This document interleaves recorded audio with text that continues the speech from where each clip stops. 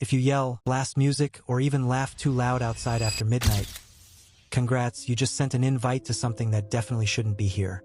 Subscribe if you love getting spooked. Let's go. Last summer, my cousin Jake lived in this tiny Oregon town where everyone had one rule: don't make noise outside at night. Jake was totally like, buffed. Yeah, right? I've seen every horror movie ever. I'm basically the final guy. Bro thought he was untouchable. One night, he stumbled home from a party, volume maxed out, yelling into the dark like he was live streaming. Then everything cut out, no bugs, no wind, nothing. From the trees, a whisper, Jake. Every porch light went out at once. Standing by the mailbox?